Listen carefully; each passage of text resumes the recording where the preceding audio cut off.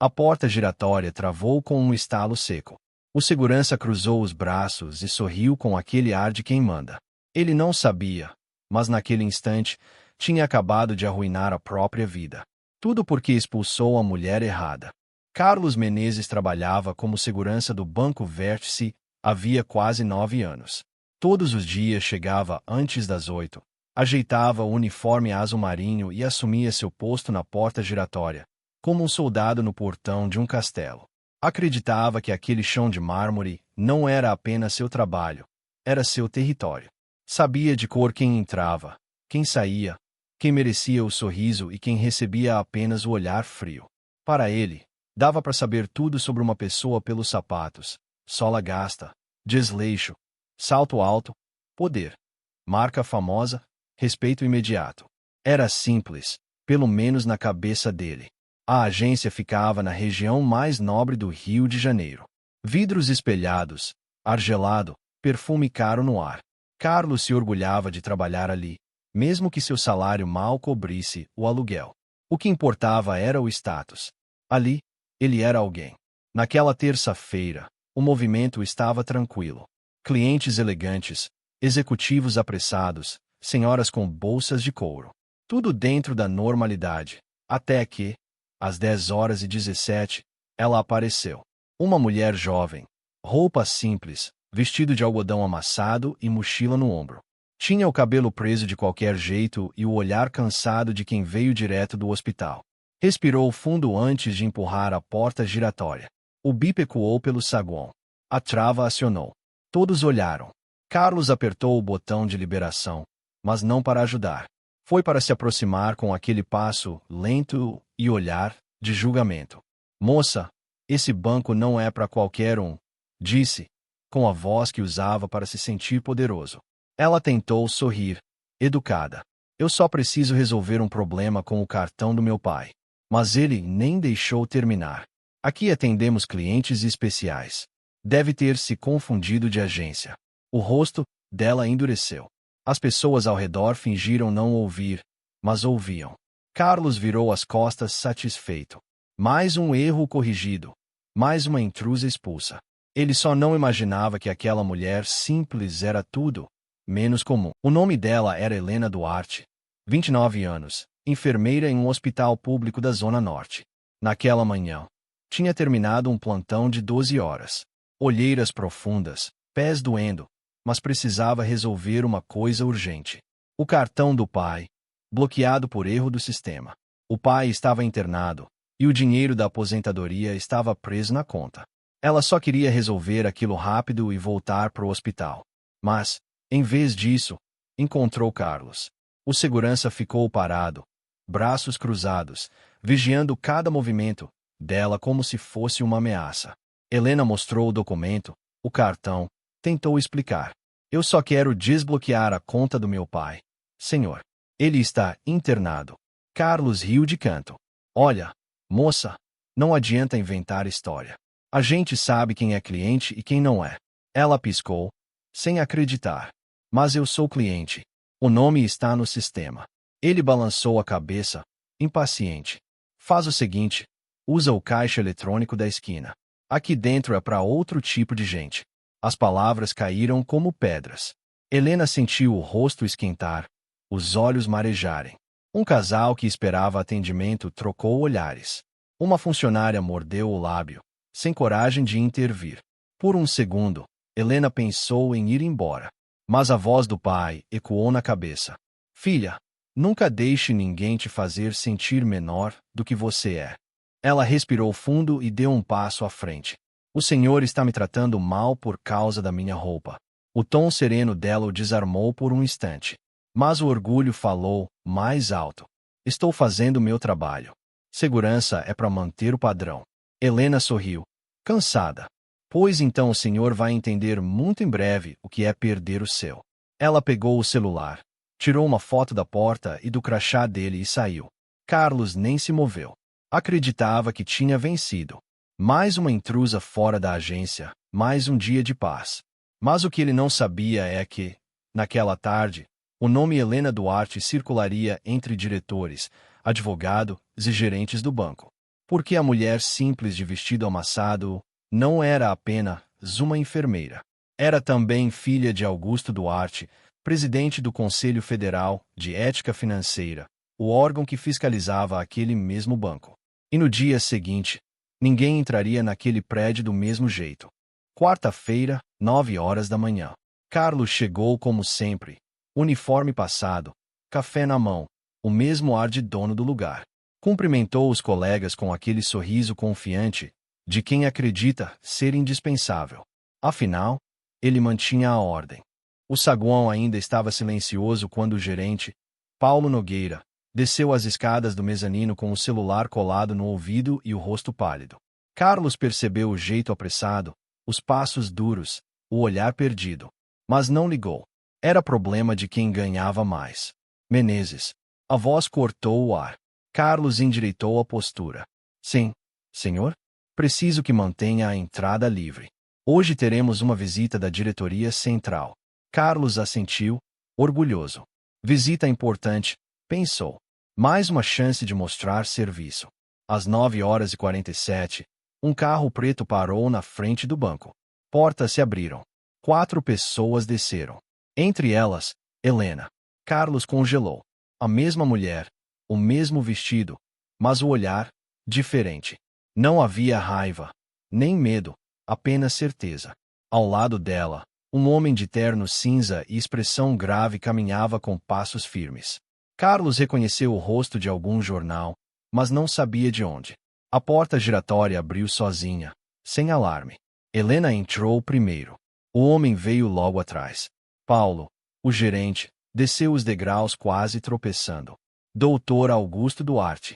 Que honra recebê-lo. A voz dele tremia. Carlos entendeu. O sangue gelou. Duarte, presidente do Conselho de Ética. O nome ecoou como um soco. Augusto olhou ao redor e depois fixou o olhar em Carlos. É ele? Perguntou a filha.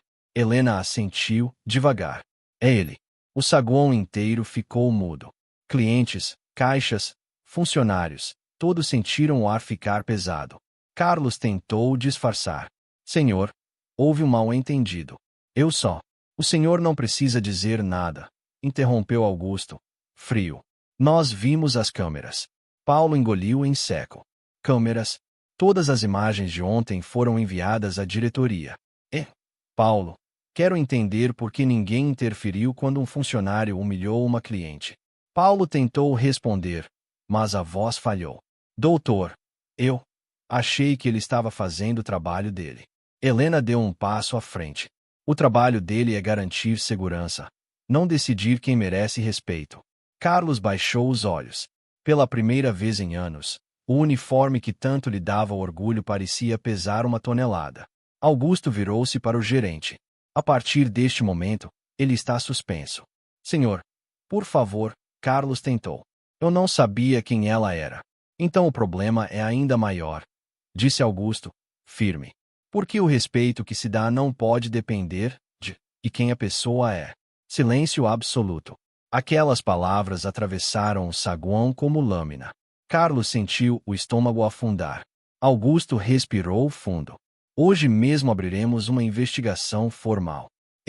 Paulo, recomendo que prepare um relatório detalhado sobre o comportamento do seu time. Helena apenas observava. Não havia vingança no olhar dela, apenas justiça. Sabia que a humilhação da véspera tinha virado símbolo de algo maior. Quando eles saíram, ninguém ousou se mover. Carlos ficou parado, olhando a porta se fechar. Pela primeira vez, entendeu o que significava perder o controle, e como um único gesto pode destruir uma reputação inteira. A suspensão virou demissão em menos de 24 horas. Carlos recebeu a notícia numa sala fria, sem janelas, diante de um gerente que não conseguia olhar nos olhos dele. Conduta inadequada, violação do código de ética, prejuízo à imagem da instituição. As palavras vinham lidas de um papel, secas, impessoais, como se descrevessem alguém que nunca existiu. Ele tentou argumentar, mas o advogado do banco cortou. O senhor está sendo desligado por justa causa. Justa causa. As 2 palavras que tiram tudo: o salário, o direito, a dignidade. Carlos saiu com uma sacola plástica na mão, o crachá cortado em 2 pedaços. No saguão, ninguém falou nada. Márcia, a caixa mais antiga, apenas desviou o olhar. Do lado de fora, o sol batia forte. Ele ficou parado na calçada por alguns segundos, sem saber para onde ir. 9 anos reduzidos a uma frase impressa num papel timbrado. No bolso, o celular vibrava com mensagens da esposa. Tudo bem aí? Por que não me responde? Mas ele não conseguia responder. Como explicar que tinha perdido tudo por causa de um gesto de arrogância? Enquanto isso, no andar de cima, Paulo, o gerente, enfrentava a própria tempestade. A diretoria exigia explicações. O nome Helena Duarte agora circulava em todos os e-mails corporativos. A imprensa começava a cheirar a história. E, quando a palavra discriminação aparece ao lado do nome de um banco, não há reunião que resolva. Você permitiu, disse um diretor ao telefone. E isso te torna cúmplice. Paulo tentou se defender. Eu achei que ele estava cumprindo o protocolo. Protocolo. A voz do outro lado subiu. Protocolo é tratar o cliente com respeito. O que você fez foi apoiar preconceito. A ligação caiu. E, junto com ela, o pouco de controle que Paulo ainda achava ter. No dia seguinte, uma reunião extraordinária foi marcada. A sala principal estava cheia. Advogados, diretores, representantes do Conselho de Ética. No centro da mesa, Helena e o pai. Augusto olhou para todos e disse: Esta história não é sobre minha filha. É sobre quantas pessoas passam por isso todos os dias e não tem ninguém para defendê-las. Silêncio. Até os mais poderosos evitaram encará-lo. Helena completou, com a voz firme: Eu não quero dinheiro, nem processo. Quero mudança. Quero que nenhum funcionário deste banco ache que pode julgar alguém pela aparência. O presidente do banco, pálido, assentiu. Vamos revisar nossos protocolos imediatamente. Não é protocolo, respondeu Helena. É consciência. Daquele dia em diante, o Banco Vértice iniciou o que chamou de Programa de Respeito e Inclusão. Mas, nos bastidores, todos sabiam, o nome verdadeiro da mudança era Helena Duarte. Enquanto os jornais estampavam manchetes sobre o caso, Carlos passava os dias entregando currículos. Ninguém o chamava. O motivo sempre aparecia na ficha: demissão por justa causa. Era uma marca invisível, mas que abria feridas reais. Certa noite, sentado na varanda do pequeno apartamento, ele finalmente encarou o que vinha fugindo. O orgulho. Durante anos, acreditara que respeitar alguém era opcional, que aparência definia valor. Mas, quando perdeu tudo, entendeu tarde demais que respeito não é favor, é dever. Pegou o celular, abriu o LinkedIn e escreveu: Cometi um erro. Joguei fora 9 anos de trabalho por achar que um uniforme me dava poder. Hoje entendo que poder sem empatia é só vaidade disfarçada. Publicou. Não sabia se alguém leria, mas, pela primeira vez, não escrevia para se justificar. Escrevia para aprender. 3 meses se passaram. Carlos agora trabalhava como segurança noturno em um pequeno supermercado de bairro. O uniforme era simples, o salário menor, mas o ambiente, diferente. As pessoas o chamavam pelo nome, agradeciam, sorriam. E, pouco a pouco, ele foi aprendendo a ser alguém melhor. Não por obrigação, mas por escolha. Certa manhã, enquanto ajudava uma idosa a carregar as compras até o carro, ouviu alguém o chamar. Carlos Menezes. Virou-se. Era Helena. Roupa simples, o mesmo olhar firme, mas agora acompanhado de um sorriso leve. Enfermeira Helena. Ele murmurou, surpreso. Só Helena. Ela corrigiu. Gentil. Eu vim aqui porque li o que você escreveu. Carlos engoliu, em seco. Eu precisava admitir o que fiz. Ela assentiu. Foi corajoso. Poucos têm essa humildade. Ele abaixou o olhar. Eu estraguei tudo. Helena respirou fundo. Às vezes é preciso perder o chão para entender onde a gente estava pisando. Silêncio breve. As palavras dela ficaram no ar, leves e firmes como um remédio que arde, mas cura. O banco mudou, continuou Helena. Agora há treinamento sobre empatia e respeito. As pessoas estão sendo ouvidas. Carlos sorriu. tímido. Que bom. Pelo menos algo de bom saiu disso tudo. Saiu sim, disse ela. E o senhor também mudou, Carlos. Ele levantou o olhar, surpreso. Como sabe? Eu vi no jeito que ajudou aquela senhora. Helena sorriu. Antes, o senhor teria olhado para os sapatos dela. Hoje, olhou para o esforço. Por um momento, os dois ficaram em silêncio. Depois ela estendeu a mão.